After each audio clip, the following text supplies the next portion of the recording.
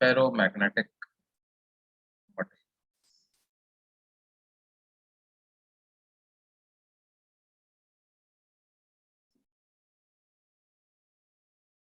देखो, ferromagnetic materials जो होते हैं वो एटॉमिक लेवल पे they are like paramagnetic materials, है ना। Their atoms have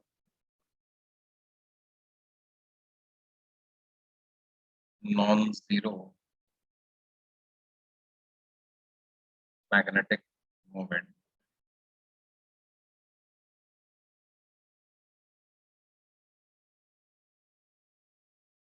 and there is a coupling between these atoms which leads to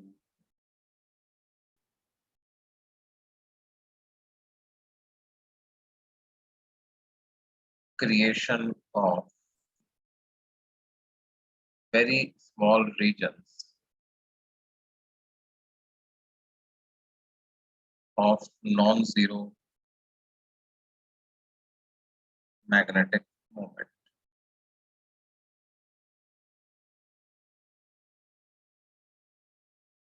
These regions are called as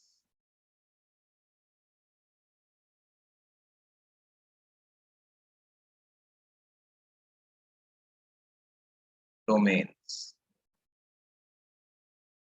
Okay? But in absence of any external magnetic field,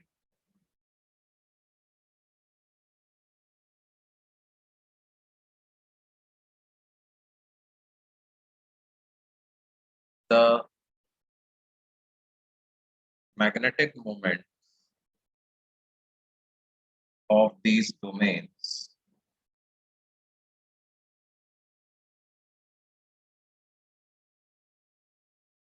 are randomly aligned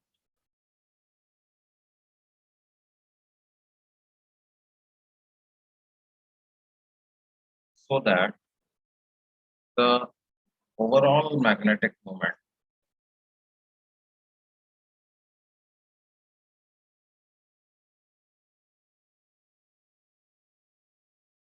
of sample is still zero.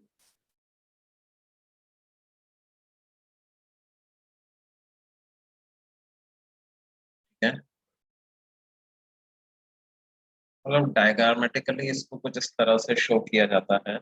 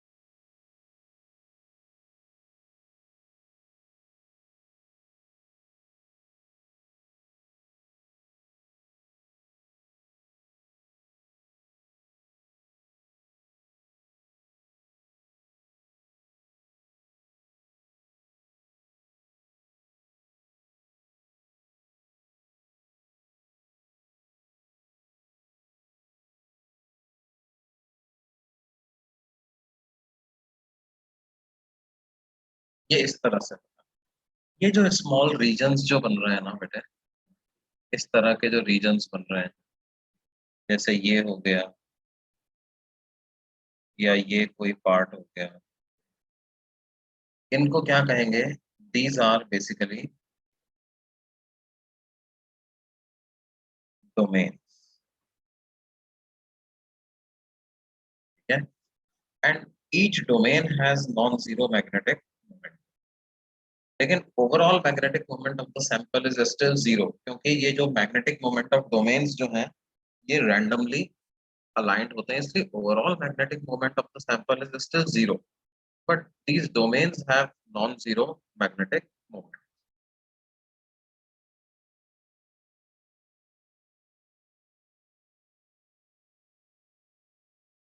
ये बात समझ में आती है बेटे?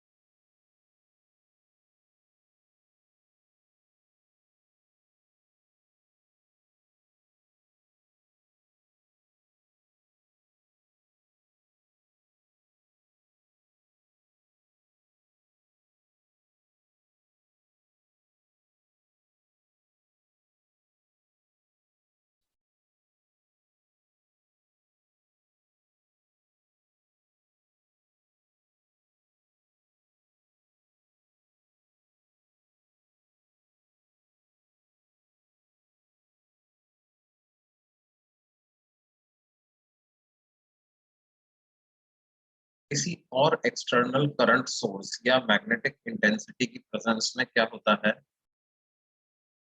देखो, दो बातें होती हैं।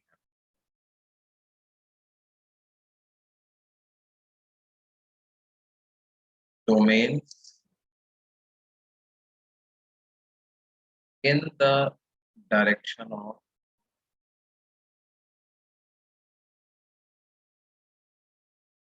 magnetic intensity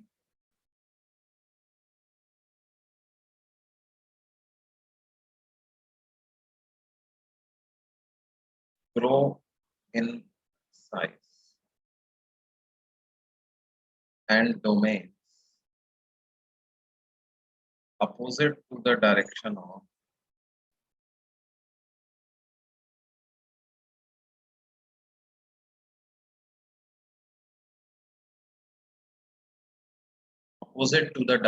of intensity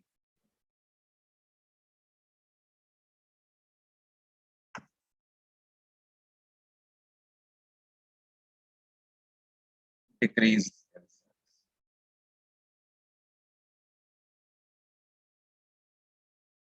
and more domains get created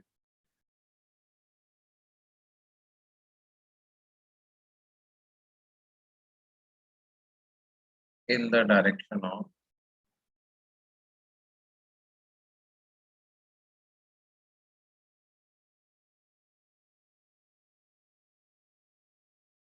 magnetic intensity. ठीक है बेटा? तो क्या होता है, see something like this happens. वो जो हमने सैंपल बनाया था, अब वो कुछ इस तरह का दिखने लग जाएगा हमें। कैसा बेटे? कि लेट्स से मैंने एच वेक्टर जो है वो कुछ इस डायरेक्शन में क्रिएट किया, तो वो डोमेन्स जिनका मैग्नेटिक मोमेंट इस डायरेक्शन में था वो साइज में बड़े हो जाएंगे,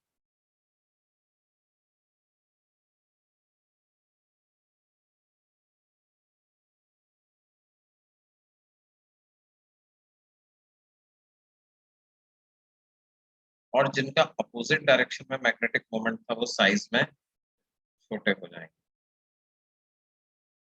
और इस डायरेक्शन के और डोमेन्स जो है वो क्रिएट हो जाएंगे।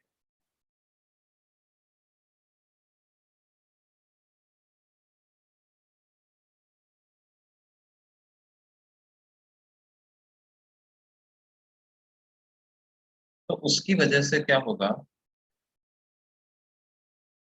This leads to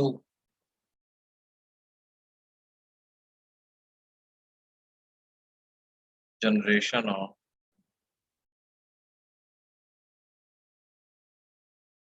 a large amount of magnetization, and hence large induced magnetic field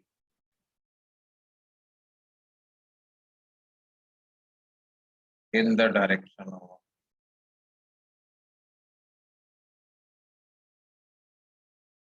magnetic intensity.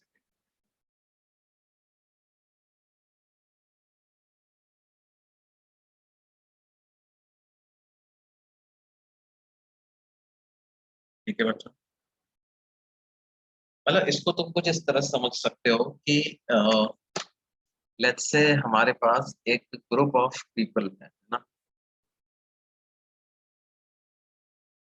और वो जो ग्रुप है वो ग्रुप में ऐसा है कि लेट्स से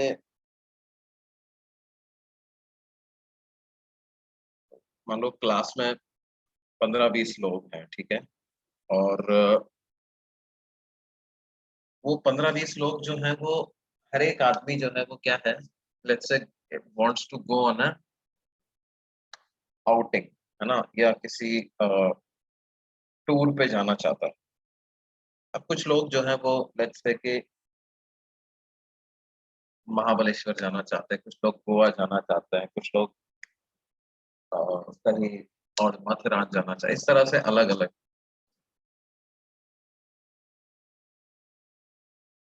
अब क्या है कि कोई, पर लेकिन उनके अंदर कुछ कुछ कहीं जाने की इच्छा तो है। अब क्या है कि कोई एक्सटर्नल आदमी आता है और वो उनसे कहता है कि भाई, अरे ऐसा सब लोग अलग अलग सोचोगे तो कहीं नहीं जा पाएंगे, है ना, and let's decide on one place and go. और वो उनको किसी एक डायरेक्शन में पुश कर देता। वो कहता है भाई गोवा ही जाएंगे सब लोग, let's decide, do not contradict with each other. और सबके सब मतलब, हाँ, अंदर से मन में सबके इच्छा थी कहीं तो जाना तो, है ना। जैसे ही उनको कोई एक डायरेक्शन मिली, कोई एक्सटर्नल आदमी आया जिसने जरा सा पुश किया उनको, जैसे ही जरा सा पुश किया तो पूरा क्राउड जो है गोवा के फेवर में रेडी हो गया। ठीक है, ह्यूज सपोर्ट जो है वो गोवा के फेवर में मिल गया। तो उसी तरह का फेरोमैग्नेटिक मटेरियल में भी होता है। मतलब इसमें क्या हो रहा है बेटे, देखो कि जो आसपास के एटम्स है ना, वो एक दूसरे को इन्फ्लुएंस कर सकते हैं, है ना। उनके पास इतनी कैपेबिलिटी है कि वो एक दूसरे को इन्फ्लुएंस कर सकते हैं। अब जैसे ही कोई एक्सटर्नल मैग्नेटिक फील्ड आया, तो वो एक्सटर्नल मैग्नेटिक फील्ड तो इनको अपनी डायरेक्शन में लेके जा ही रहा है, और एक दूसरे को भी एक दूसरा जो है समझा करके क्या कर रहा है, उस एक्सटर्नल मैग्नेटिक फील्ड की डायरेक्शन में ही पुश कर रहा है, and this leads to generation of huge induced magnetic field. जैसे अगर बाहर से हमने एक टेस्ला मैग्नेटिक फील्ड लगाया, तो ये खुद क्या करेगा, 1000 टेस्ला और जनरेट कर दे, so that the overall magnetic field becomes 1001 Tesla. समझ रहे हैं, मतलब इसके अंदर आग तो पहले से थी, इसको सिर्फ जरूरत थी किसकी, एक चिंगारी। जैसे माचिस की तीली जलाते हैं ना, तो इट उसमें क्या जनरली क्या फास्फोरस वगैरह होता है, लगा हुआ होता है। तो all it needs is a slight friction and it catches huge fire. तो इस वजह से क्या होता है कि जो फेरोमैग्नेटिक मटेरियल्स होते हैं उनका जो मैग्नेटिक ससेप्टेबिलिटी होती है, it is very large in comparison to one, of the order of 1000, 2000, 9000, इस तरह की। और relative permeability is also of course very large in comparison to one.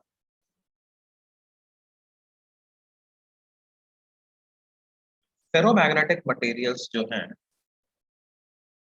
They also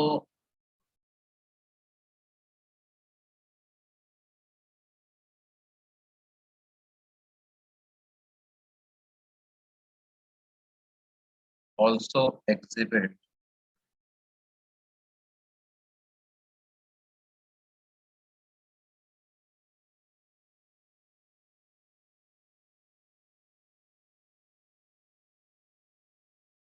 a phenomena of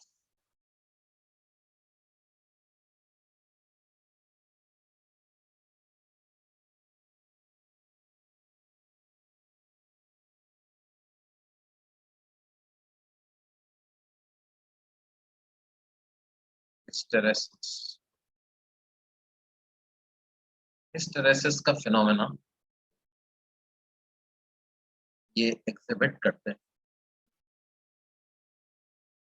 ये जो hysteresis है ना, ये कहाँ से आया है? It is derived from the word history.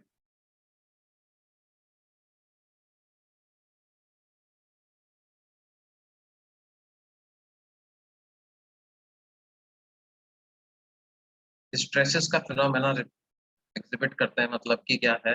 It means that one who remembers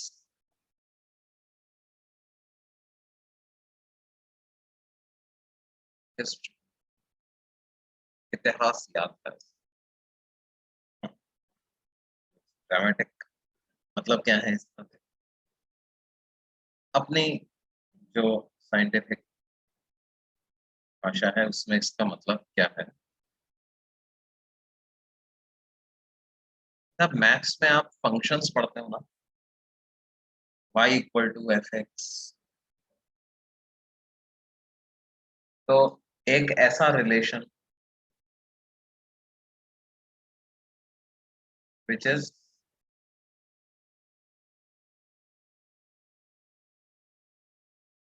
one one, है ना? या it can also be many one, but it cannot be one many, ठीक है? वन वन हो सकता है, many वन हो सकता है, बट वन many नहीं हो सकता। मतलब एक इनपुट के करस्पॉन्डिंग एक ही आउटपुट आना चाहिए।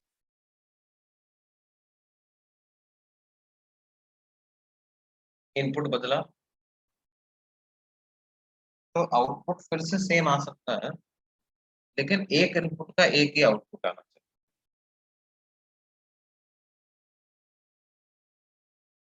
हाँ, लेकिन इस केस में क्या होता है?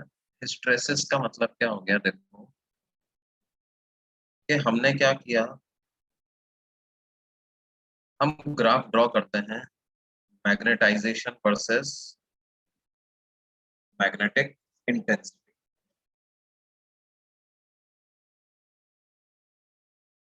Magnetisation versus magnetic intensity.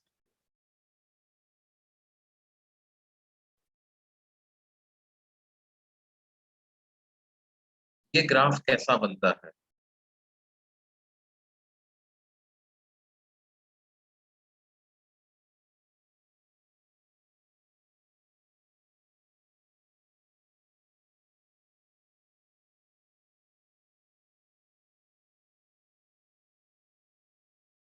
ये कुछ इस तरह का ग्राफ बनता है। कैसे? जब मैग्नेटिक इंटेंसिटी जीरो होगी तो मैग्नेटाइजेशन भी जीरो है, ऐसा हम मानते हैं। Start from a point like this. जैसे जैसे आप मैग्नेटिक इंटेंसिटी बढ़ाओगे, मैग्नेटाइजेशन भी बढ़ेगा, और फिर उसके बाद वो किसी सैचुरेशन वैल्यू पे पहुंचेगा। सैचुरेशन वैल्यू का मतलब क्या है? कि अब आप इंटेंसिटी और बढ़ा भी दोगे तो मैग्नेटाइजेशन और नहीं बढ़ेगा, ठीक है? अब इसके बाद क्या देखा जाता है? सॉरी, जैसे आप इंटेंसिटी कम करोगे, जैसे आप इंटेंसिटी कम करोगे तो मैग्नेटाइजेशन भी कम होगा, ठीक है? लेकिन इस तरह से कम नहीं होगा, किसी और पाथ के थ्रू कम होगा, कुछ ऐसा।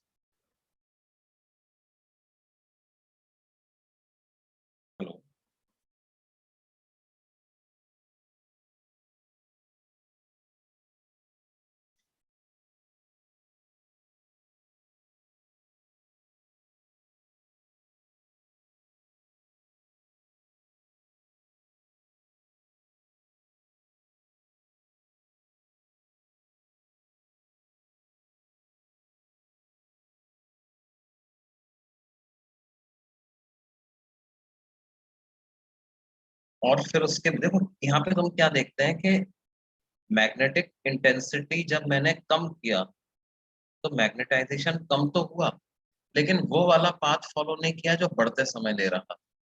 ठीक है। और जब मैग्नेटिक इंटेंसिटी जीरो हो गई तब मैग्नेटाइजेशन जीरो नहीं हुआ, जबकि मैग्नेटिक इंटेंसिटी को थोड़ा नेगेटिव वैल्यू करना पड़ा तब जाकर के मैग्नेटाइजेशन जीरो हुआ। और फिर जब मैग्नेटिक इंटेंसिटी को नेगेटिव कर दिया यानी अपोजिट डायरेक्शन में इंटेंसिटी क्रिएट कर दी, तो क्या हुआ हमारे पास अपोजिट डायरेक्शन में मैग्नेटाइजेशन क्रिएट हो गया। फिर अपोजिट डायरेक्शन में मैग्नेटाइजेशन का सैचुरेशन आ गया। फिर वापस जब मैग्नेटिक इंटेंसिटी का मैग्नीट्यूड को कम करोगे तो फिर से मैग्नेटाइजेशन का मैग्नीट्यूड भी कम होने लग जाएगा, लेकिन मैग्नेटिक इंटेंसिटी को जीरो करने पे मैग्नेटाइजेशन जीरो नहीं होगा, कुछ बचा रह जाए। फिर मैग्नेटिक इंटेंसिटी को अपोजिट डायरेक्शन में आपको थोड़ा अप्लाई करना पड़ेगा, तब जाके मैग्नेटाइजेशन जीरो होगा। फिर वापस उसी डायरेक्शन में इंटेंसिटी को बढ़ाते जाओ तो मैग्नेटाइजेशन भी बढ़ेगा, लेकिन सैचुरेशन वैल्यू फिर से वही आएगी। फिर से सैचुरेशन इसका सेम मैग्नेटाइजेशन पे आता है। इस कर्व को बोलते हैं hysteresis curve.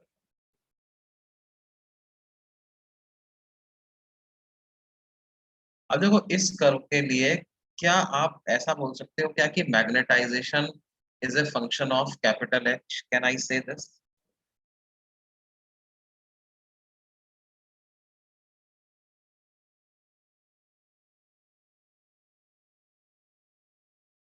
Magnetisation is not a function of,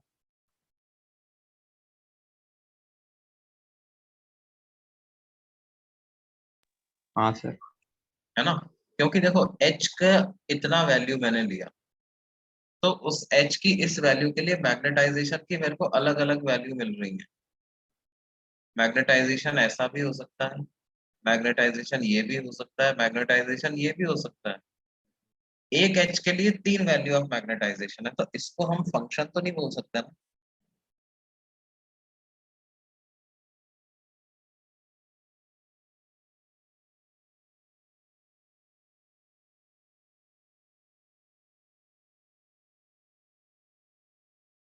ठीक है।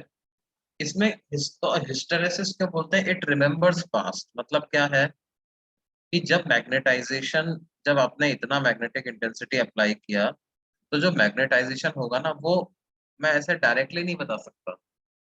इस बात पे भी डिपेंड करेगा कि पहले से मैग्नेटाइजेशन कितना था। अगर पहले से इतना था तो अब जा करके इतना हो जाएगा। अगर पहले इतना था तो अब जा करके इतना हो जाएगा। अगर पहले इतना था तो जा करके इतना हो जाएगा। ये बात समझ में आ रही है?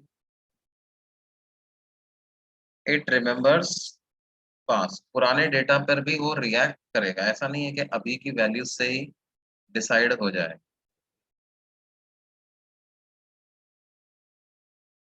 समझ रहे हैं भाई सब लोग?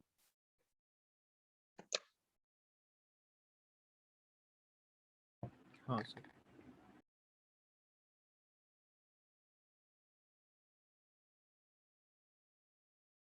तो ये हमारे पास क्या होता है बेटे? Hysteresis curve. अब इसमें कुछ कुछ पैरामीटर्स अपने को याद रखना है। जैसे देखो एक कर्व मैंने ऐसा बनाया है, ऐसा भी हो सकता था कि हिस्टैरिसीस कर्व कुछ इस तरह का बन जाए।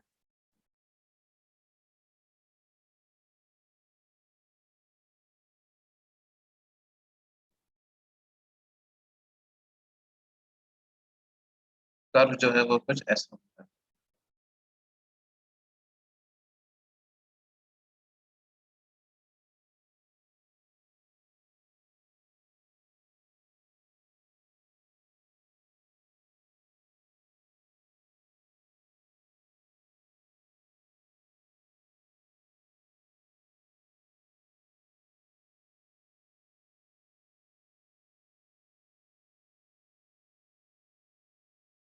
अब जैसे ये जो वैल्यू, इसको कहेंगे क्या? इतना मैग्नेटाइजेशन बच गया, even when the magnetic intensity has become zero, इतना मैग्नेटाइजेशन बच गया। तो ये जो क्वांटिटी है ना वाई एक्सिस पर, इसको बोलते हैं क्या, रिटेंटिविटी।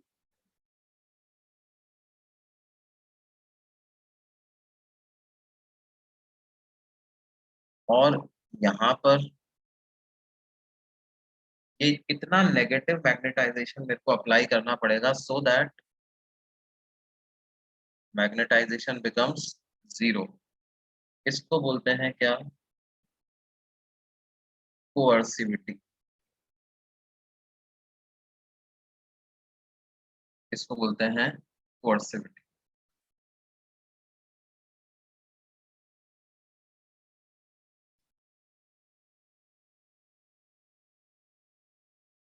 और तो ये जितना ज्यादा थिक ग्राफ बनेगा उतनी ही ज्यादा रिटेंटिविटी और कोअर्सिविटी होगी, और जितना ज्यादा थिन ग्राफ बनेगा उतनी ही कम रिटेंटिविटी और कोअर्सिविटी है। देखो ग्राफ ऐसा भी बन सकता था, किस तरह का,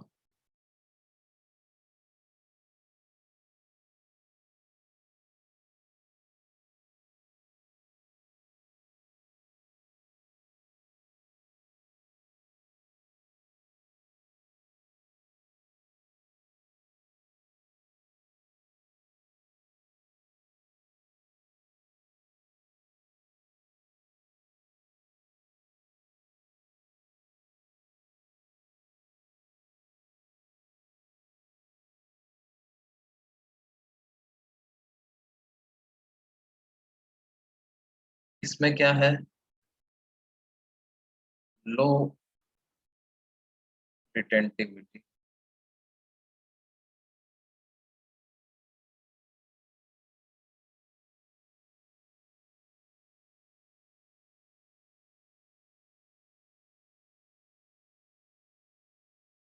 एंड लो फोर्स। इस तरह के जो मटेरियल्स होते हैं they are ideal for electromagnets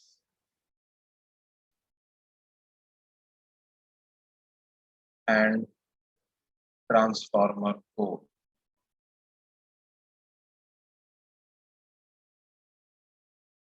और इस तरह के जो मटेरियल्स हैं they are ideal for permanent magnets,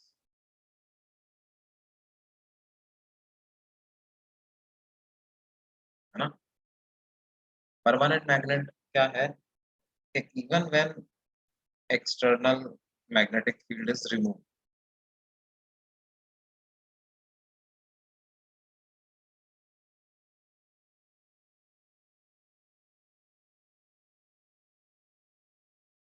magnetisation remains.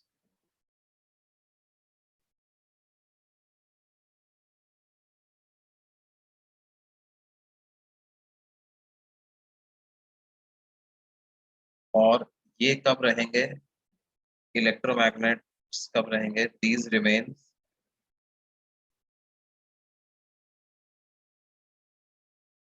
Magnetize as long as external magnetic field is present, है ना। जब ये ग्राफ थिन होता है तो उस केस में क्या है, loss of energy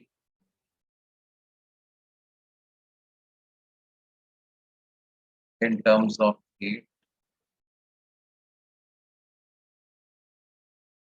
is very low. Loss of energy in terms of heat is very low during magnetization and demagnetization.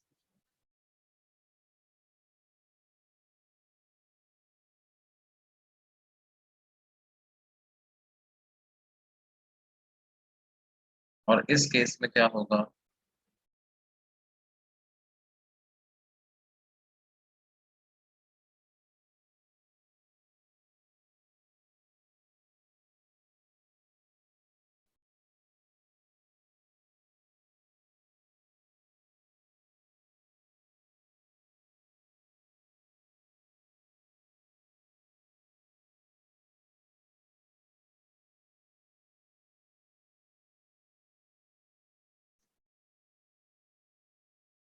ये बात समझ में आती है भाई सब?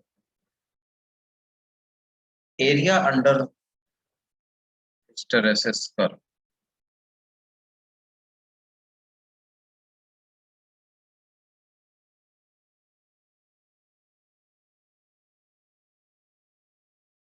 is proportional to loss of energy. Area under hysteresis curve is proportional to loss of energy.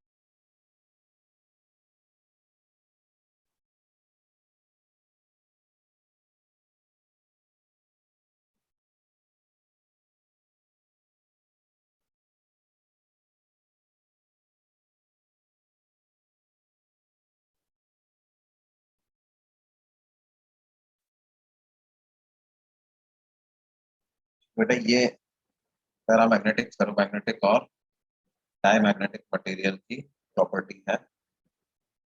अच्छा, एक बात और कि जो ससेप्टेबिलिटी है फॉर फेरोमैग्नेटिक मटेरियल,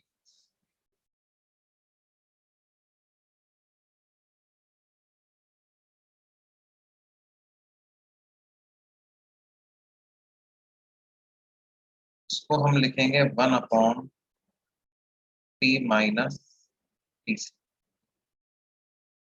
या C/T minus T.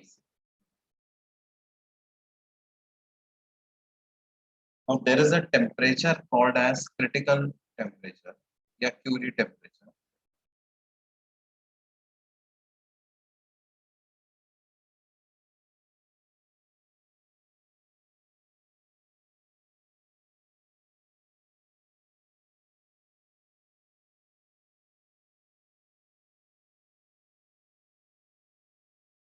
Above which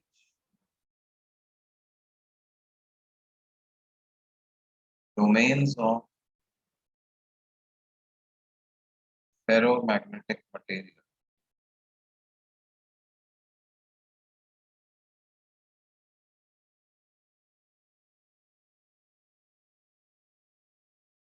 break. No longer domains cease to exist at temperatures above Curie temperature. At temperatures above Curie temperature.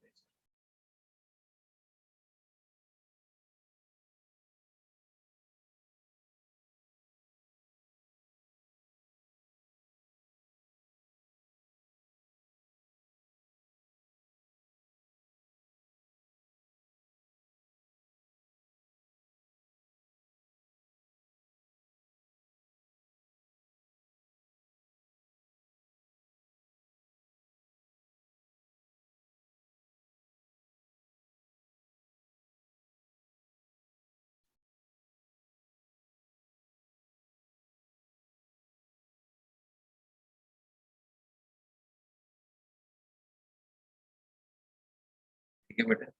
तो ferromagnetic material के लिए भी अपन इस तरह का लॉ यूज कर सकते हैं। Only condition is temperature must be greater than critical temperature.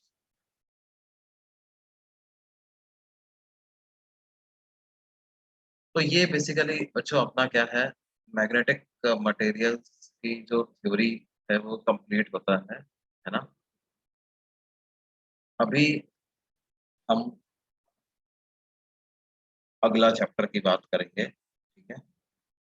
अगला चैप्टर क्या पढ़ना है भाई हम लोगों को?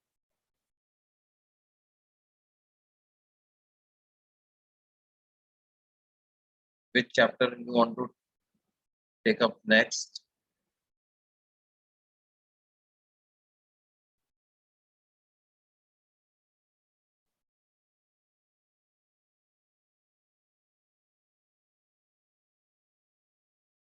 Sir AC. Sir EMI। EMI इसके बाद वैसे तो नंबर ईएमआई का आता है ना। हाँ हाँ ईएमआई सर, सॉरी। अच्छा देखो, वैसे क्या है, ये चैप्टर्स तुमने एक बार तो पढ़ रखे हैं कि नहीं पढ़ रखे हैं? पढ़े हैं। हाँ सर पढ़े। हम्म। तो मतलब जैसे किसी स्पेसिफिक एरिया में अगर तुमको प्रॉब्लम है तो अपन वो भी डिस्कस कर सकते हैं, क्योंकि क्या होगा ऐसे में पूरा पढ़ाऊंगा तो ऑब्वियसली कई सारी चीजें अननेसेसरीली रिपीट भी होती है, तो टाइम हमारा जो है खराब होता ही है। तो ये साल पर एक भी बार नहीं पढ़ा। अच्छा, ये साल एक बार भी नहीं पढ़ा क्या? नहीं, ओके। पिछली मतलब मेंस के लिए रिवाइज वगैरह किया था और पिछले साल पढ़ा। ओके ओके ओके ओके, ठीक है, तब तो पढ़ते हैं अपन, हाँ, ठीक है। अच्छा तो पढ़ा है इसका मतलब ये तुम बात कर रहे हो जब तुम ट्वेल्थ में थे तब पढ़ा है ना? हाँ सर। हाँ sir. Okay.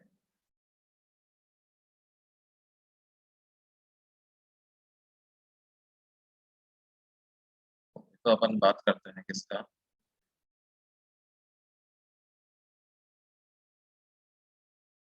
Electromagnetic induction.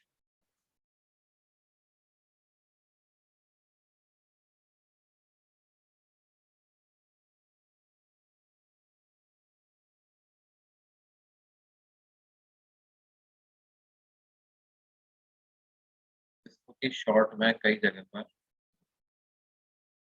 PMI भी लिखते हैं।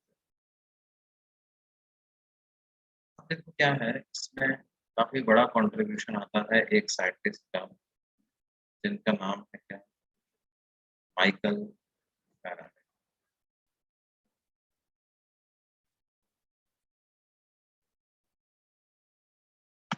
उन्होंने क्या देखा कि कई सारे एक्सपेरिमेंट्स उन्होंने परफॉर्म किए, and mainly something like this कि जैसे मान लो हमने क्या किया, एक कंडक्टिंग वायर लिया, ठीक है, और कंडक्टिंग वायर के बीच में मैंने क्या किया, लेट्स से एक एमीटर भी लगा देते हैं।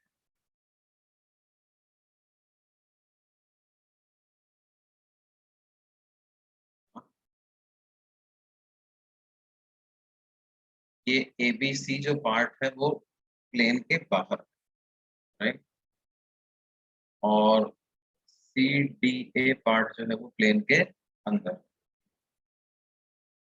और उन्होंने कहा कि भाई हमने अगर ऐसा किया, कैसे, एक मैग्नेट ली, बार मैग्नेट मैंने लिया और बार मैग्नेट को मैं इसकी तरफ मूव करवाने लग जाऊं, नॉर्थ पोल को लूप की तरफ हमने मूव करवाना अगर स्टार्ट कर दिया, तो फैराडे का क्या ऑब्जर्वेशन था,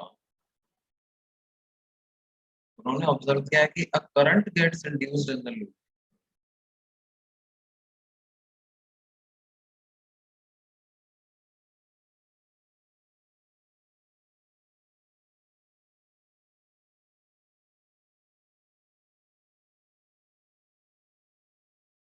अब अब ये जो ऑब्जर्वेशन था, ये बड़ा विचित्र ऑब्जर्वेशन था, क्योंकि जो ये लूप है, it is just a conducting wire.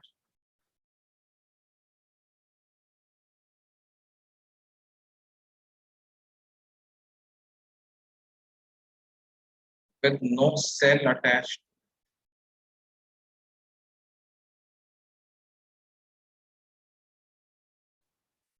कोई बैटरी या सेल तो इसमें अटैच है नहीं, तो मैं करंट कैसे फ्लो करने लग गया, है ना? दैट इज अमीटर जो यहाँ पे लगा हुआ है, ये मैंने ammeter shows some reading.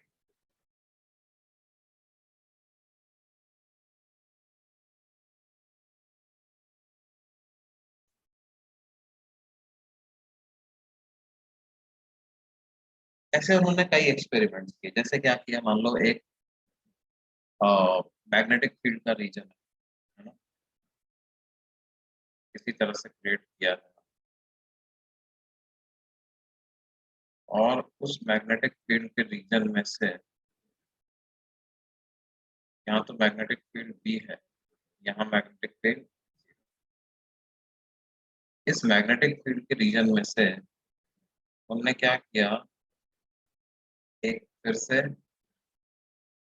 Conducting loop लिया, पी क्यू आर एस, और इस लूप को इस मैग्नेटिक फील्ड के रीजन से बाहर निकालना।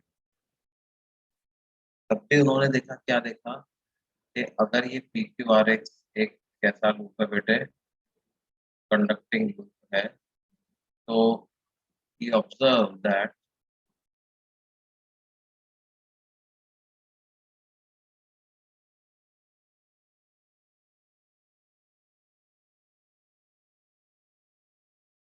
current gets induced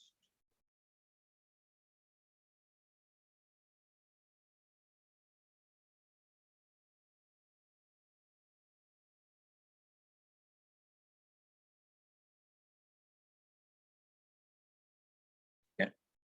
तो फैराडे ने अपने इन जो ऑब्जर्वेशंस थी, अलग अलग ऑब्जर्वेशंस को क्या किया, कि summarize in terms of two points. पहला पॉइंट उन्होंने क्या, उसको बोलते हैं Faraday's laws of electromagnetic induction.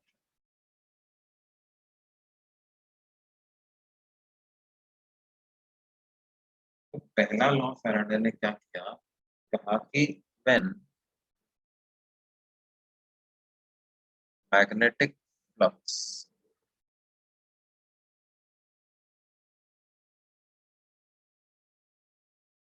passing through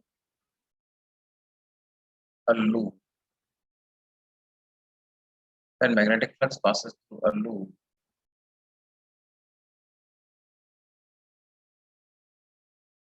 changes with time, or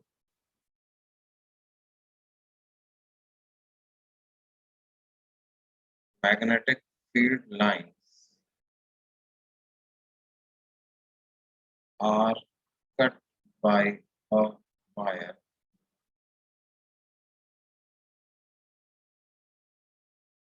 then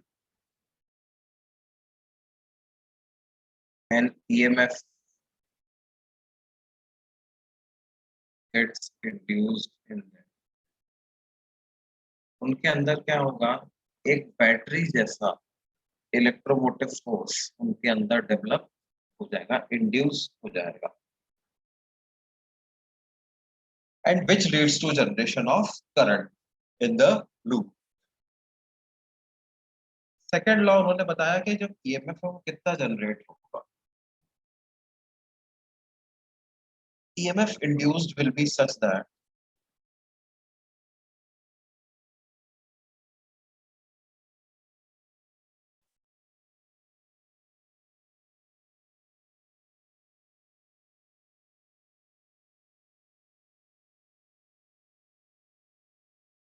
it opposes the change in flux through the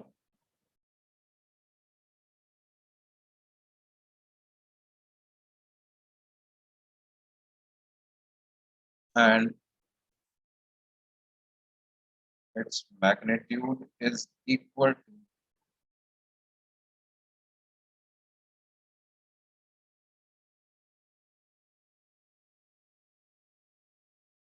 to the rate of change of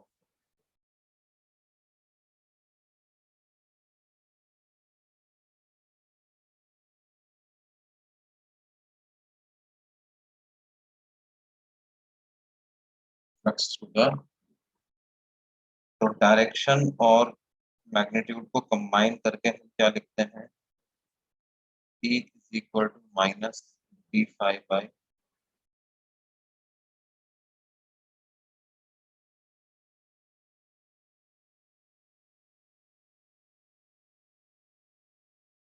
ये दो बातें हमको ध्यान रखनी है।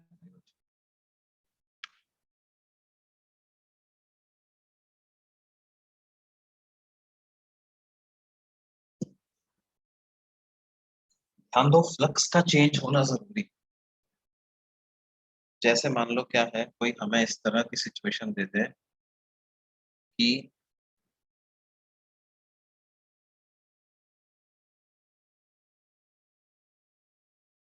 ये हमारे पास एक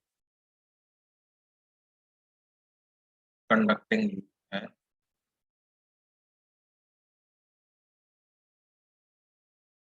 और ये इस तरह का मैग्नेटिक फील्ड है and B increases with time. B जो है वो टाइम के साथ बढ़ता है। तो क्या इस लूप में कोई EMF इंड्यूस होगा क्या, या इसमें करंट फ्लो कर पाएगा क्या? ये सोचो।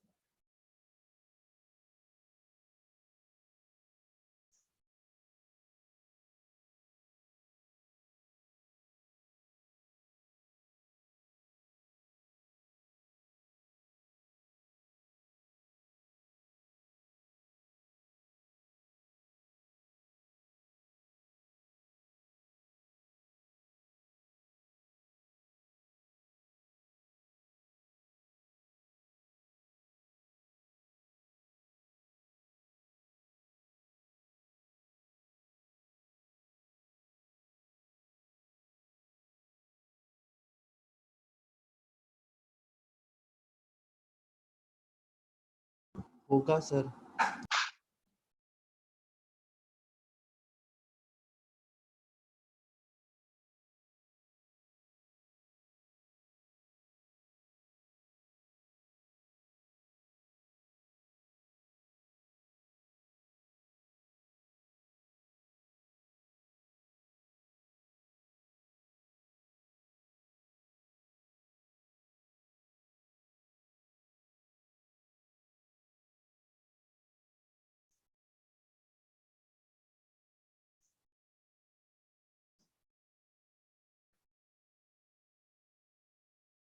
हाँ भाई, कुछ EMF इंड्यूस होगा क्या इसमें, किसी ने बताया नहीं।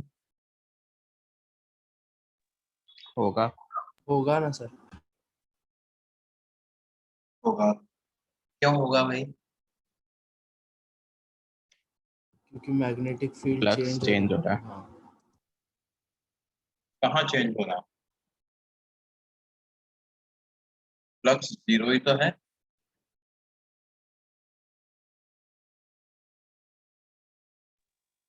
सो रिंग बी के प्लेन में रखा है क्या? हाँ, अच्छा, तो नहीं होगा। प्लेन में रखा है इसलिए नहीं हो। फ्लक्स क्या कैसे लिखते हैं बेटे? Integration of B dot D, ठीक है। हाँ। एरिया वेक्टर और मैग्नेटिक फील्ड का डॉट प्रोडक्ट लेकर के उसको इंटीग्रेट करना होता है ओवर द एंटायर एरिया, तब जाकर के हमको क्या मिलता है, फ्लक्स।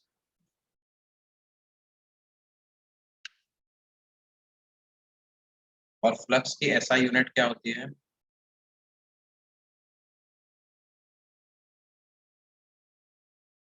इस weber.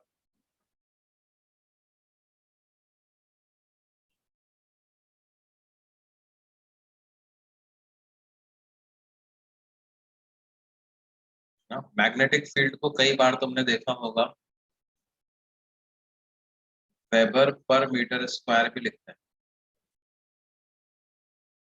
1 weber per meter square is equal to 1 Tesla.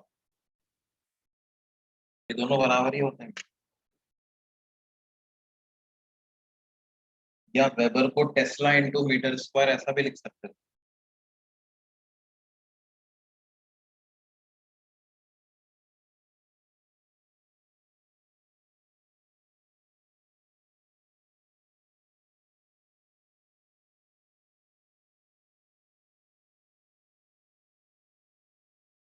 मान लो हमारे पास ये लूप है, मैग्नेटिक फील्ड के direction going into the plane है और ये टाइम के साथ बढ़ रहा है।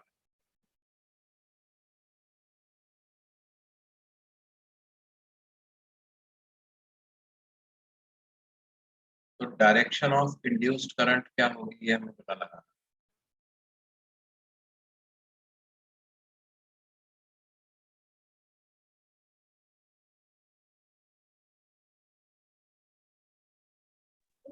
Anti clockwise. एंटी क्लॉकवाइज, बिल्कुल सही। Direction of induced EMF will B anti clockwise. क्यों? क्योंकि क्या हो रहा है भाई, अंदर जाने वाला फ्लक्स बढ़ रहा है।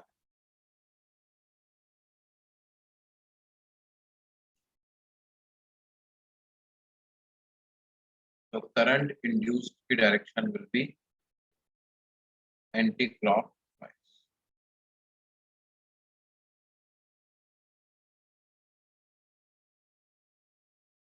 अंदर जाने वाली फील्ड लाइंस बढ़ रही हैं, तो ये बाहर मैग्नेटिक फील्ड प्रोड्यूस करने की कोशिश करेगा और बाहर मैग्नेटिक फील्ड सब प्रोड्यूस होगा जबकि एंटी क्लॉकवाइज डायरेक्शन में करंट फ्लो करे।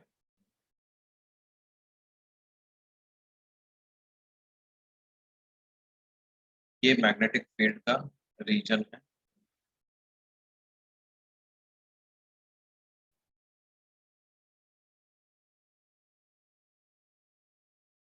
और हम क्या कर रहे हैं, एक सर्कुलर लूप को, कंडक्टिंग लूप को इस रीजन में मूव करवा रहे हैं और बी जो है वो यूनिफॉर्म।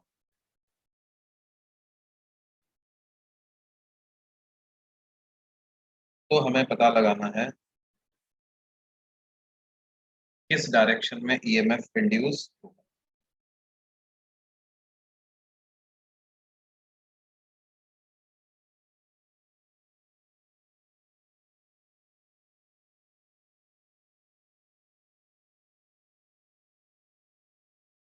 होगा क्या भाई?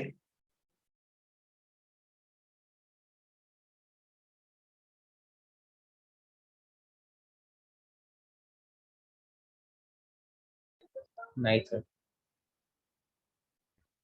इसमें तो कोई ईएमएफ इंड्यूस नहीं होगा।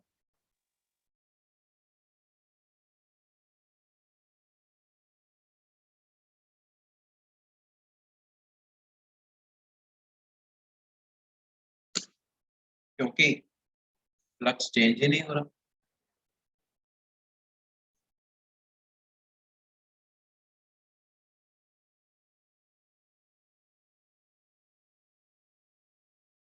हाँ, लेकिन ऐसा हो जाए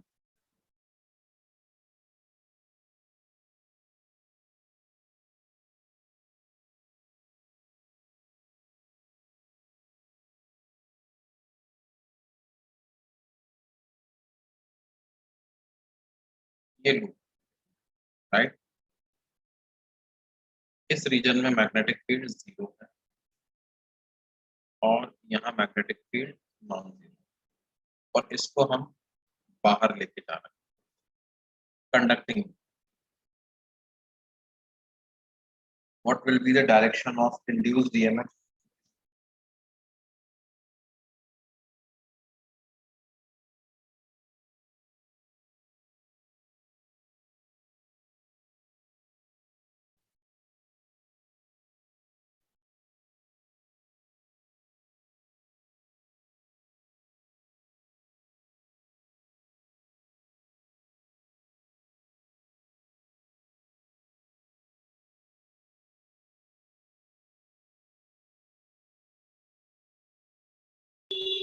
clockwise direction. क्लॉकवाइज है।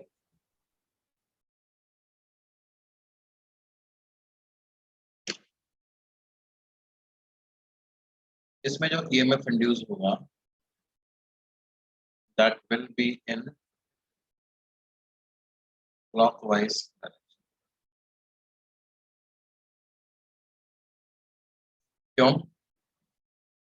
मैग्नेटिक फील्ड लाइन अंदर है, इसको बाहर लेके आते जा रहे हो तो अंदर जाने वाला फ्लक्स कम हो रहा है, तो ये और अंदर मैग्नेटिक फील्ड खुद भी जनरेट करने की कोशिश करेगा। तो क्या होगा, क्लॉकवाइज डायरेक्शन में करंट को फ्लो करना पड़ेगा, राइट? या current will be in clock, EMF induce will be in clockwise direction.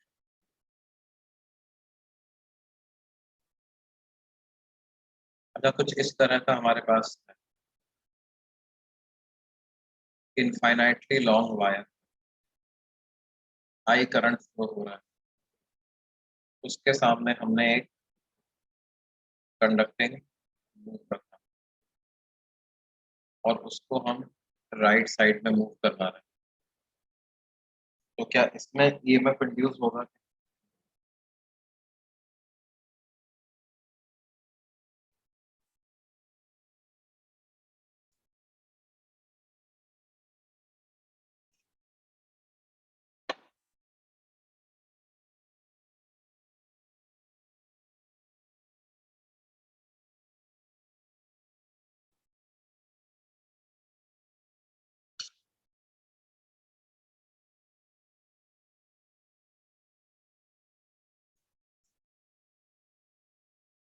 हाँ सर। होगा। किस डायरेक्शन में होगा?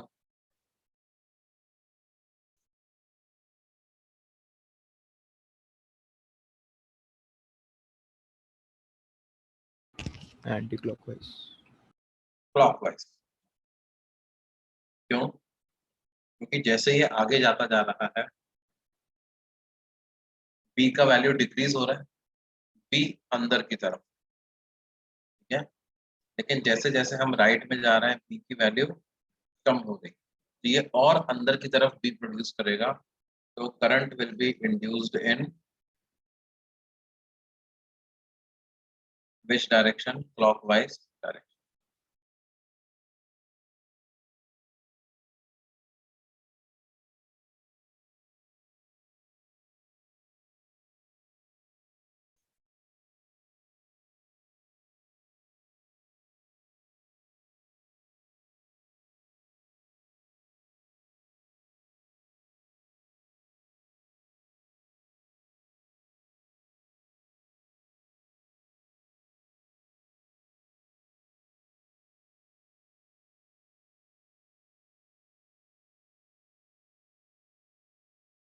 ये इस तरह से current induce.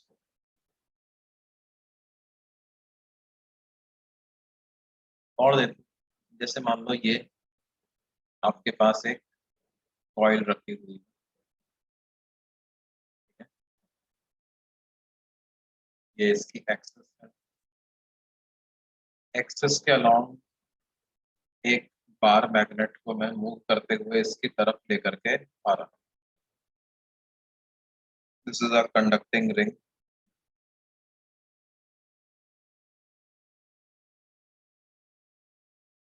What will be the direction of induced EMF as per an observer here? यहाँ पर एक ऑब्जर्वर, इस ऑब्जर्वर को क्या लगेगा, करंट किस डायरेक्शन में इंड्यूस हुआ?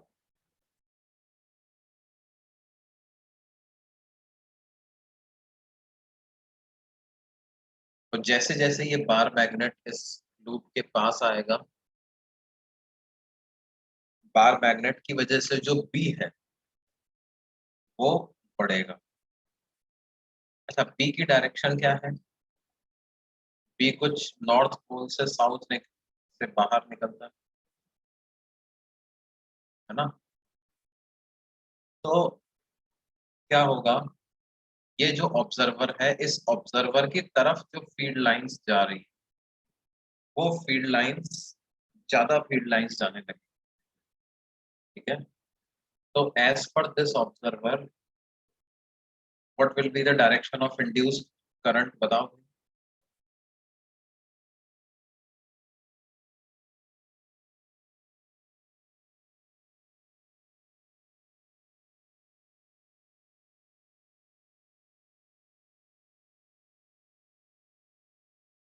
Anti-clockwise.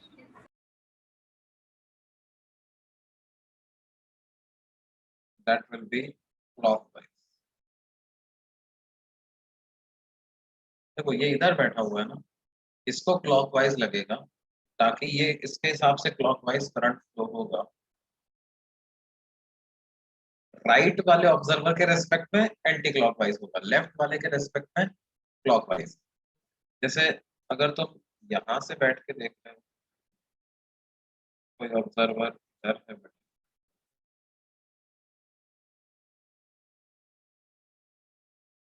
ये अगर देखेगा तो इसको लगेगा क्या, एंटी क्लॉकवाइज, और इसको लगेगा क्या, क्लॉक, ऐसे करंट। इधर वाले को लगेगा एंटी क्लॉकवाइज। इसको अच्छा, इसको अपन ऐसे भी समझ सकते हैं कि एंटी क्लॉकवाइज करंट अगर फ्लो हो जाए इसमें, जैसा कि अपन ने शो किया है, तो होगा क्या, ये खुद भी एक मैग्नेट की तरह से बिहेव करेगा, ये ऐसी फील्ड लाइंस जनरेट करेगा। तो ये नॉर्थ पोल हो जाएगा इसका, और ये साउथ पोल हो जाएगा, और नॉर्थ नॉर्थ एक दूसरे को रिपेल कर लेंगे, तो वेलोसिटी को अपोज करें। ये जो होता है ना, this is Lenz law. Lenz law क्या कहता है, लेंस लॉ कहता है कि the direction of induced EMF or current will be such that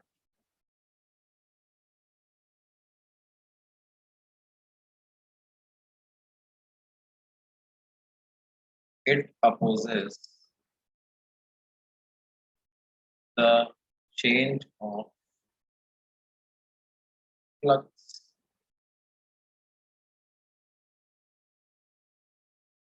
through the,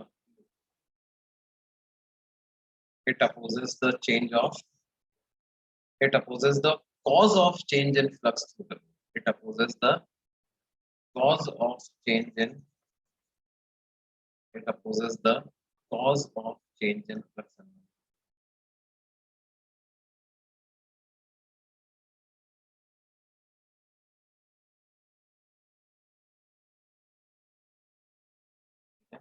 तो यहाँ पर क्या है, फ्लक्स में चेंज का कारण क्या है, इसकी वेलोसिटी।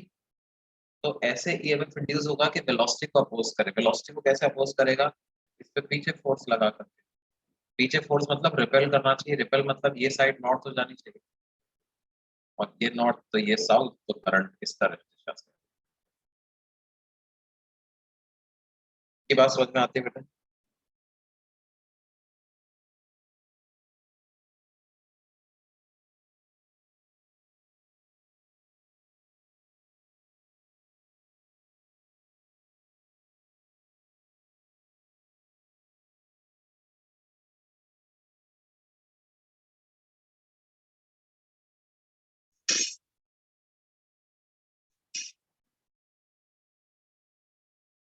अच्छा, अब देखो, दो दो तरह के ईएमएफ होते हैं।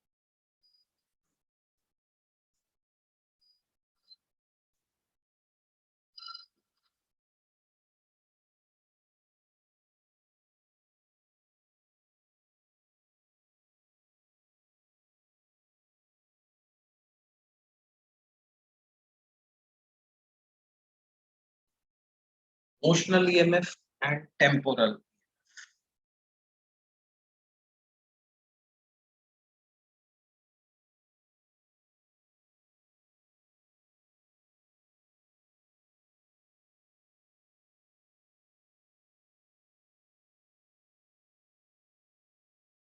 है ना। मोशनल ईएमएफ किसे कहेंगे? व्हेन ईएमएफ गेट्स इंड्यूस्ड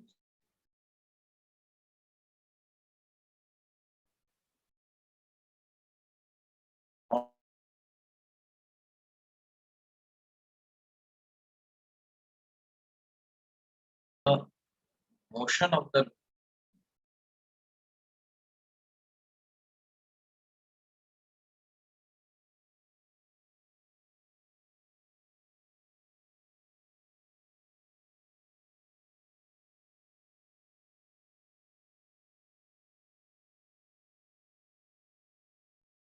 तो इसको क्या कहेंगे?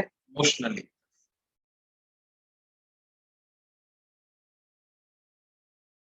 When EMF gets induced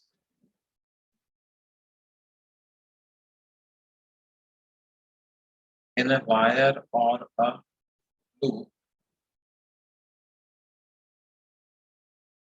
when EMF gets induced in a wire or a loop due to variation of magnetic field with time, due to variation of magnetic field with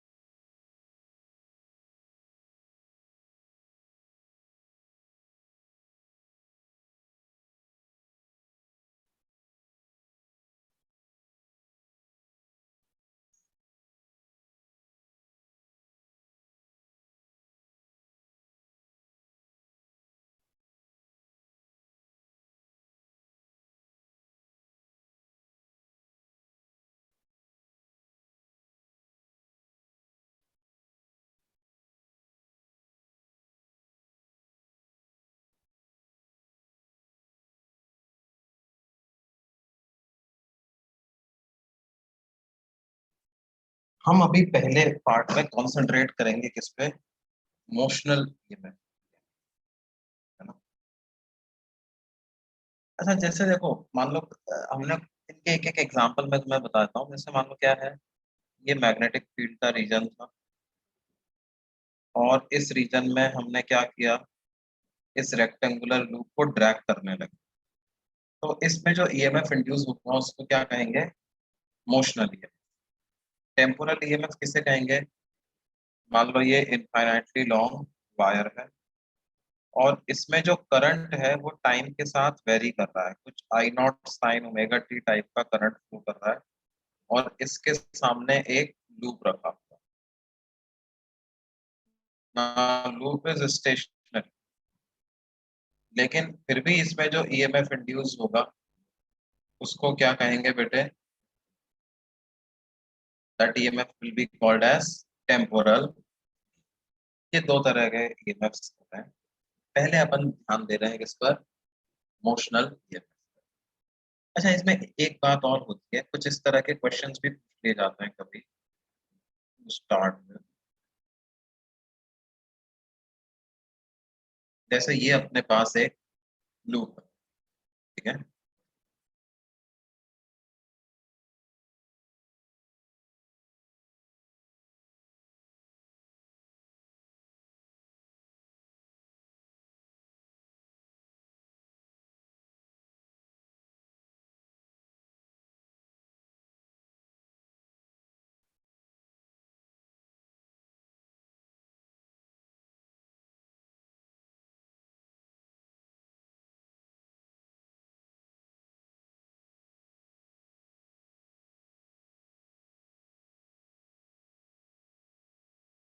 magnetic field अंदर की तरफ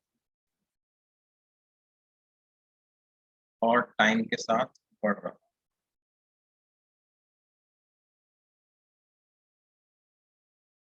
magnetic field is going into the plane and it is increasing with time. तो क्या होगा भाई,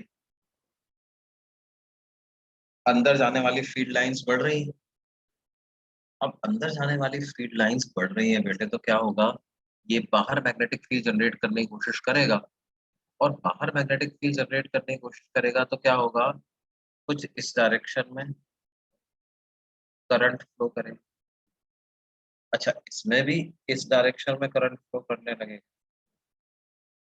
लेकिन ध्यान दो, ऐसी डायरेक्शंस में अगर करंट फ्लो करने लग जाए, नीचे वाले लूप में अगर करंट ऐसे फ्लो करने लग जाए, तो यहाँ से तो करंट क्यों चला जाए, और बाहर से करंट तो अपोजिट डायरेक्शन में आ रहा है। तो ये कॉन्ट्राडिक्टरी सिचुएशन हमारे सामने डेवलप हो जाएगी। अब करंट फ्लो कैसे करें, ये हमें देखना है। ऊपर वाले लूप में अगर एंटी क्लॉकवाइज करंट फ्लो कराना चाहते हो तो नीचे वाले में क्लॉकवाइज फ्लो कर जाएगा अपने आप, राइट।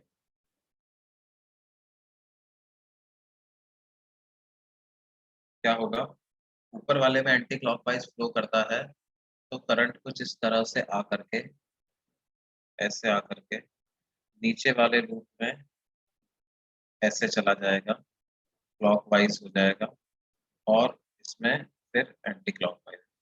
तो ऊपर वाले में एंटी क्लॉकवाइज जाएगा और नीचे वाले में क्लॉकवाइज। लेकिन भाई फिर कुछ लोग नीचे वाले पे लड़ने लग जाएंगे कि सर इसमें तो अंदर फील्ड लाइन बढ़ रही है और आपने करंट की क्लॉकवाइज ही घुमा दिया तो वो और मैग्नेटिक फील्ड प्रोड्यूस कर लग जाएगा। तो देखो क्या है, कॉन्ट्राडिक्शन तो है, यहाँ पर विरोधाभास उत्पन्न हो रहा है। उसको कैसे रिजॉल्व करते हैं, उसका तरीका क्या है भाई, कि देखो बेसिकली तुम ऐसे समझो ना, this situation is similar to a situation like this, कि एक लूप है जिसमें दो बैटरी मैंने इस प्रकार से लगा। अब ऊपर वाली बैटरी करंट किधर फ्लो कराने की कोशिश करती है, ऐसा, यानी एंटी क्लॉकवाइज। नीचे वाली बैटरी किधर करंट फ्लो कराने की कोशिश करती है, ऐसा, यानी कि क्लॉकवाइज। अब करंट फ्लो करे तो किधर करे, इससे डिसाइड होगा किसका ईएमएफ ज्यादा है। अगर E1 E2 से बड़ा है तो ऊपर वाली बैटरी की चलेगी, और नीचे वाली बैटरी को उसकी बात माननी पड़ेगी, और करंट अल्टीमेटली किस दिशा में फ्लो होगा भैया, क्लॉकवाइज दिशा में ही करंट फ्लो। इसको लोड की तरह से काम करना पड़ेगा। उसी तरह से यहाँ पर भी क्या होगा, क्या है, अब इसका एरिया अगर मैं A1 कहूँ और इसका एरिया A2 कहूँ, तो A1 A2 से बड़ा, और A1 A2 से बड़ा है तो इसका मतलब phi1 भी phi2 से बड़ा होगा, यानी d phi1 by dt भी d phi2 by dt से बड़ा होगा, यानी E1 E2 से बड़ा होगा। मतलब ऊपर वाले लूप की चलेगी। तो ये जो मैंने दिशा बताई है करंट की, यही काम। ये बात समझ में आती नहीं सबको? जब भी इस तरह का हमारे सामने कंटेंशन आए तो क्या है, ज्यादा एरिया वाले लूप से डिसाइड होगा या करंट किस डायरेक्शन में फ्लो हो रहा है। ठीक है, अब जैसा कि मैंने कहा था, अपन बात करते हैं किसकी, मोशनल।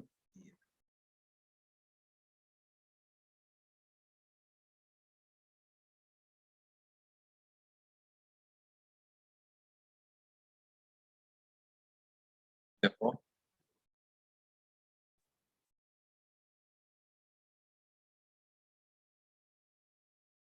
जैसे इसमें देखो एक इम्पोर्टेंट बात अपन ये बताते हैं कि मान लो मेरे पास एक ए बी वायर, ठीक है। अच्छा ध्यान दो, फेराडे ने अपने को लॉ बता दिया कि भाई ईएमएफ इंड्यूस होगा। उसने एक्सपेरिमेंट किया, एक्सपेरिमेंट करके उसने ऑब्जर्वेशन रिकॉर्ड करी, ऑब्जर्वेशन रिकॉर्ड करके उसने बता दिया कि ईएमएफ इंड्यूस होगा। अब इतना होगा, क्यों होगा, क्यों होगा, क्यों होगा, इसकी बात फेराडे ने नहीं बताई, क्यों ईएमएफ इंड्यूस होगा।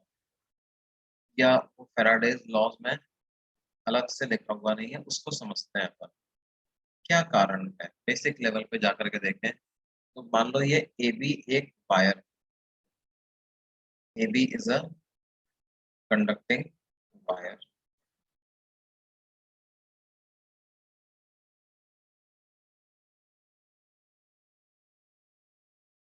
और मैग्नेटिक फील्ड अंदर की तरफ जा रही है। इस रीजन में वायर ए बी को हम v वेलोसिटी से मूव करवा रहे हैं, it is being moved with velocity. अब देखो क्या होगा, ये जो ए बी वायर है बेटे, इसको अपन थोड़ा सा लेंस से देखें, मोटा करके इसको देखें तो क्या हो रहा है, इसके अंदर कुछ इलेक्ट्रॉन्स हैं, हम फ्री इलेक्ट्रॉन्स की बात कर रहे हैं। तो एक तो उनका रैंडम मोशन तो है ही, पर इस वायर के साथ v वेलोसिटी से आगे जा रहे हैं, और इस v वेलोसिटी से आगे जाने की वजह से अगर मैं q v क्रॉस v मतलब मैग्नेटिक फोर्स की बात करूं तो v क्रॉस v की डायरेक्शन तो ऊपर आ जाएगी, लेकिन मैग्नेटिक फोर्स ऑन इलेक्ट्रॉन्स नीचे आ जाएगा। Magnetic force on electron will act in downward.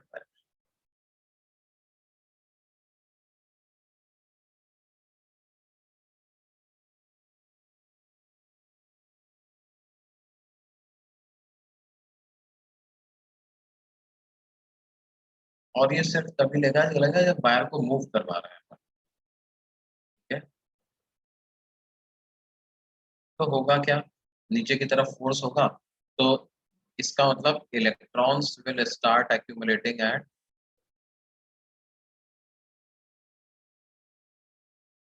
At lower end of the wire.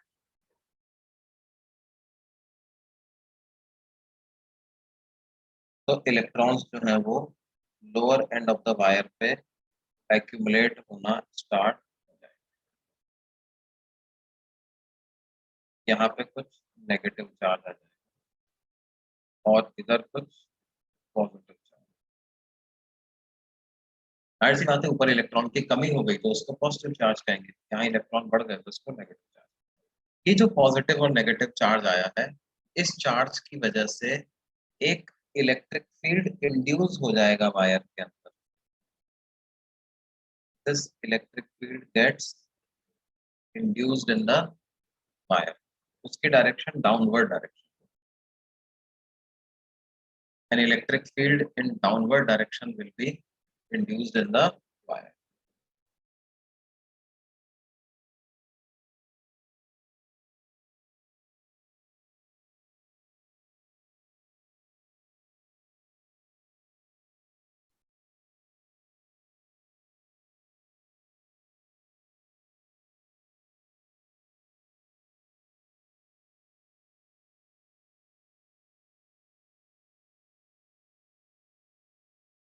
Electric field downward direction में जो है वो वायर पे इंड्यूस हो जाएगा। अब ये डाउनवर्ड डायरेक्शन में इलेक्ट्रिक फील्ड इंड्यूस होता जाएगा, और एक समय ऐसा आएगा जबकि क्या होगा, लेकिन जब तक ये इलेक्ट्रिक फील्ड कम है तब तक तो और इलेक्ट्रॉन्स इकट्ठे होते जाएंगे। तो यहाँ पर क्या है, और नेगेटिव चार्ज आता जाएगा, यहाँ पे और पॉजिटिव चार्ज आता जाएगा, तो ये इंड्यूस्ड इलेक्ट्रिक फील्ड की वैल्यू भी बढ़ती जाएगी, बढ़ती जाएगी। अच्छा, इस इलेक्ट्रिक फील्ड की वजह से इलेक्ट्रॉन्स पे फोर्स किधर लगेगा, वो ऊपर लगने लगता है। Force on electrons due to this electric field will be in upward direction. Magnetic field का फोर्स नीचे आ रहा था, इलेक्ट्रिक फील्ड का फोर्स ऊपर आएगा। एक टाइम ऐसा आएगा जब ये दोनों फोर्स बराबर हो जाएंगे, तब ये दोनों फोर्स बराबर हो जाएंगे, इसका मतलब no further accumulation of electron. फिर उसके बाद और ज्यादा एक्यूमुलेशन नहीं होगा, वो आकर के फिर रुक जाए। तो इसका मतलब इलेक्ट्रिक फील्ड को मैं क्या लिखूं, E multiplied by induced electric field equal to magnetic field को क्या लिख दूं, E वायर की वेलोसिटी इंटू बी। तीनों एक दूसरे के परपेंडिकुलर ही है इस केस में, बी क्रॉस बी का। तो जो इंड्यूस्ड इलेक्ट्रिक फील्ड आ गया बेटे वो कितना आ गया, बी इंटू बी के बराबर इंड्यूस्ड इलेक्ट्रिक फील्ड आ गया। इंड्यूस्ड इलेक्ट्रिक फील्ड आ गया बी इंटू। अब देखो हाई पोटेंशियल कौन सा होगा, ये जो अपर एंड है ये हाई पोटेंशियल होगा, lower end will be at low potential. तो अब अगर मेरे को potential of A minus potential of B लिखना है तो वो मैं इलेक्ट्रिक फील्ड इनटू लेंथ कर सकता हूँ, तो वो आ जाएगा बी बी एल, राइट। इसी को इंड्यूस्ड ईएमएफ भी बोलते हैं, induced EMF, that is B.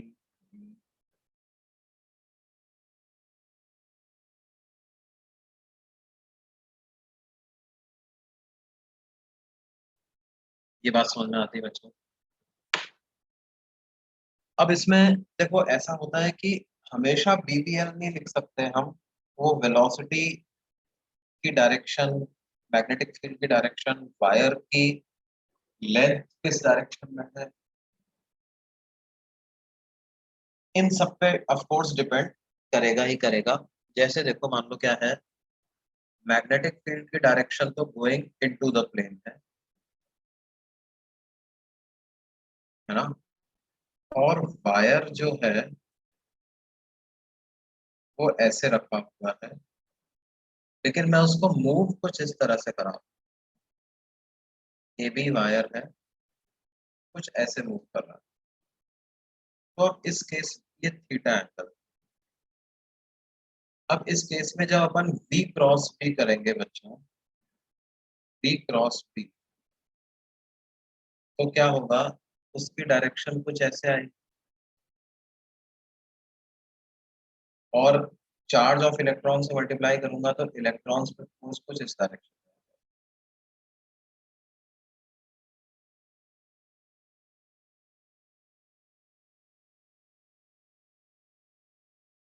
और वो फोर्स ऑन इलेक्ट्रॉन्स कितना हो जाएगा, इसका मैग्नीट्यूड हो जाएगा E V B,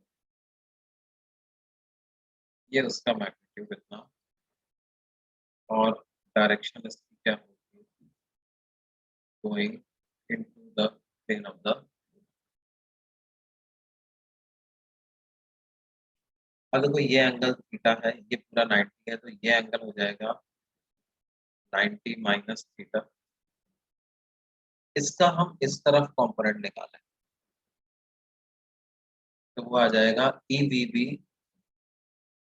cos 90 minus theta, यानी E V B sine theta, और इधर कंपोनेंट निकालो तो वो आ जाएगा E V B cos theta. तो इलेक्ट्रॉन्स जो एक्यूमुलेट होना चालू होंगे ए एंड पे, वो because of this E V B sine theta force accumulate होना चालू होंगे।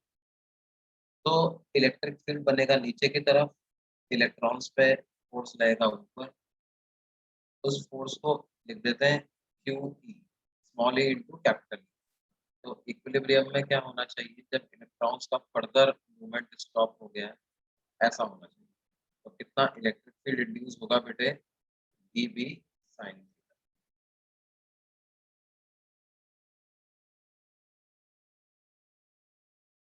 B B minus B A कितना हो जाएगा, ई इंटू एल, यानी कि बी बी एल इंटू।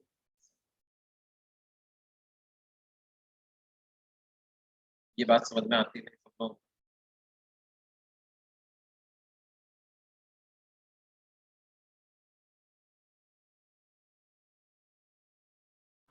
हाँ सर। आया भाई समझ में। इसका जो ओवरऑल फॉर्मूला बन के आता है ना, वो कुछ ऐसा याद रख सकते हो, एल डॉट बी क्रॉस, मतलब बी क्रॉस बी के तो मेरे को फोर्स के लिए करना पड़ेगा,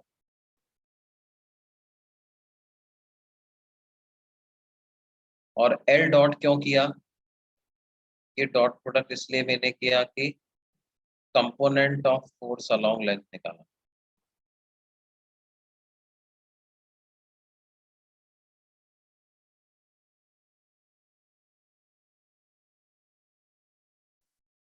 तो ऐसा करने पर हमारा फाइनल आंसर आएगा। देखो यहाँ पर क्या था, V और B के बीच में तो एंगल 90 डिग्री था, तो V और B तो एज इट इज रह गया, लेकिन V क्रॉस B और लेंथ के बीच का एंगल कितना था, 90 माइनस थीटा, तो जिस वजह से क्या हो गया, LVB इंटू साइन।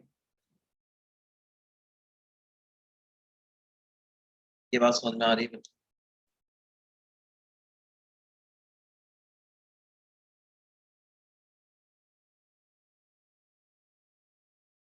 ठीक है भाई, तो इसको फिर हम अगली क्लास में कंटिन्यू करेंगे।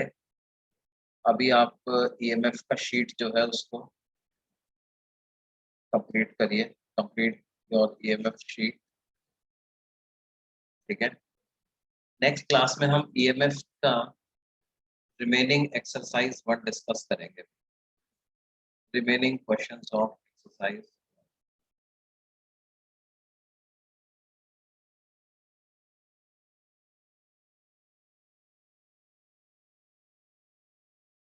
ठीक है, okay, we'll see you in the next lecture. हाँ sir, Bye. Bye sir, thank you sir.